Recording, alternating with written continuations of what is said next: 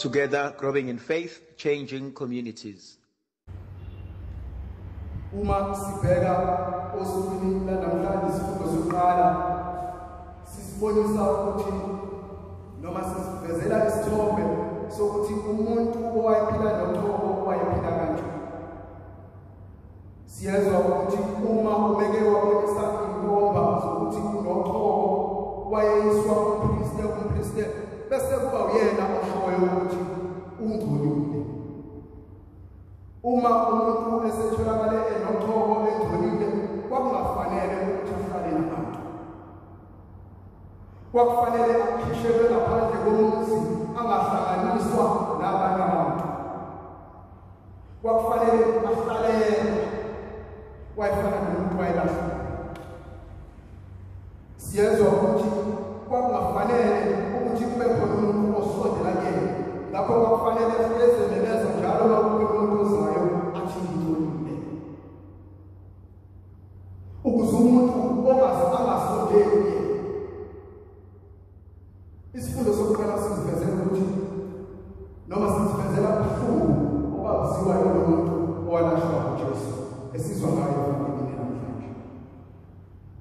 Evangelini sithola le ndoda eyayihlala ngaphandle komuzi, eyayihlala ngaphandle komndeni wabo, okwakufanele ihlukane nomndeni wabo, okwakufanele ihlukane nabantu abathandayo, okwakufanele ishintshe indlela eyayiphila ngayo ngenxa yesimo eyayibhekene naso. Le ndoda impilo yayo yashintsha. Elithi likaNkulunkulu namhlanje kwakungafanele ahlale nabantu, okusho ukuthi wayefana nomuntu owayesefile. Bakhona abanye bethu empilweni zethu abangasifanisa nalo muntu.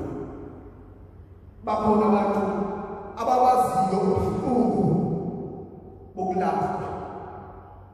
Khona ababaziyo ubuhlungu bokulahla, belahla abantu ababathandayo, belahla imindeni yabo, belahla umphakathi wabo.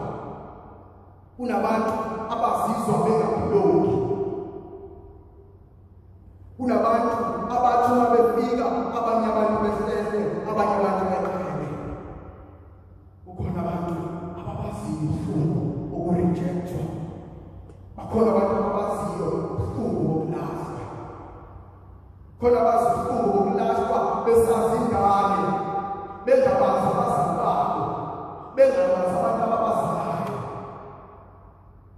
Khona abantu ababaziyo ubuhlungu bokulahla.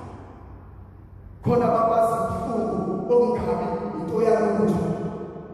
Khona ababazi ubuhlungu bokuzizwa njengabantu abangangcolile, njengabantu abangafanele. Khona abantu abazizwa belahliwe ngoba bengekho abantu abafuna ubasiza, ngoba bashiwa abantu okuyibona abantu abalekelela, okwakuyibona ababesiza, ababebasiza. Umuntu esizwa ngaye namhlanje evangelini wayengabizwa ngishona ngegama, kodwa wayebizwa ngesimo ayibhekene naso. Bangakanani thina ababizwa ngesimo ababhekene naso, ababizwa ngamaphutha abake bawenza. Le ndoda njalo ihlala nabantu kufanele ihlezi nemeza ithi ngitholile. Bangakanani abantu abasakhunjuzwa amaphutha abo namhlanje. Mhlawumbe ngingomunye walabantu okhunjuzwa amaphutha akhe. Kodwa ngiyathanda ivangeli namhlanje malithi waya kuJesu noma wahlangana noJesu. Wahlangana noJesu. Ngizothi namhlanje besahlangana noJesu. Khona sesilahliwe kodwa besangaya uJesu ongasoze wasilahla. Noma ngabe sesibukeka singento yakho kangakanani ukhona uJesu. Noma abantu sebesahluleke kangakanani ukhona uJesu. Besikhaya kuyena. Ebese sithinta ngesandla sakhe somusa. Ebese siyalula Yesu kulobo buthakathaka bethu. Isihlabelelo sokuphendula sithi wena Nkosi ungumhleki wami. uJesu ungumhleki. Ungumhleki kulabo abalahliweyo. Ungumhleki kulabo asebelahlekelwe isithunzi. Ungumhleki kulabo abantu balutho.